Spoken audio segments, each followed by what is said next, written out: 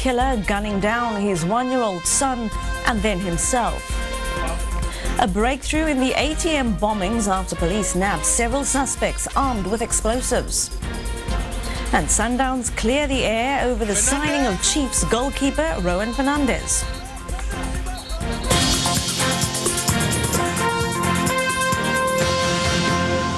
This is E-News Primetime. A very good evening. There's been yet another murder-suicide by a police officer. The constable shot and killed his 1-year-old son before turning the gun on himself. Police bosses are now urging family members to take action before it's too late. His life had just started, but this 1-year-old boy will never realize his potential. He was shot dead by his father, 27-year-old Constable Denzel Uvis, who then shot himself. Uvis had first phoned his sister-in-law to tell her what he was about to do. She alerted Uvis's neighbors, who then called the police. Then the police arrived and came and opened the door. The door was unlocked. And when they came into the house, they found the 2 bodies on the bed, and he was lying with a gun on his chest. Uvis survived the shooting. He was rushed to a nearby hospital and put on a life support machine, but was declared brain dead. Uvis's wife and daughter were not at home at the time of the shooting. Within a few hours of losing her 1-year-old son, the constable's 25-year-old wife was hit a double blow. She had to make the tough decision to have her husband's life support machine switched off. This is the latest in a string of police murder-suicides. In the Western Cape alone, there have been 5 incidents in the past 6 months. In one of the most recent, a police officer is facing charges of killing his 2 daughters after surviving an apparent suicide attempt. In another, a couple, both police officers shot and killed each other. The Office of the National Police Commissioner says it's concerned about the number of family killings involving members of the police service. Spokesperson Selby Bukaba has urged family members to notify authorities immediately when they notice a change of behavior in off-duty police officers. Lukhani Kalata, E-News, Cape Town.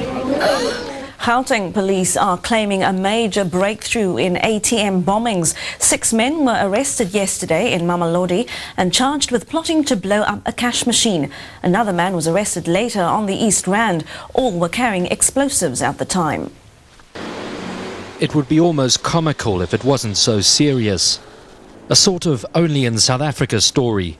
Criminals blowing up ATMs to get at the cash inside. It's an increasing problem, but police aren't sure yet whether it's the work of amateurs or professional syndicates. What we also do see is copycat robberies, people that are in a position to get hold of these explosives, and then they imitate what they've seen the others do, and which they then think is an easy way to get hold of a lot of money. Officially, at least, it isn't easy, and most blasts are reported as ending in failure. These latest arrests in Mamelodi happened by chance. Police were tracking a stolen car. But they're desperate to stop these attacks before more well-organized criminals get involved. Even if less sophisticated people can get a hold of these explosives, then one just wonders what happens when other groups who are more sinister and more dangerous then get their hands on these explosives. Attacks on ATMs are more common than you think. There have already been around 60 blasts just this year.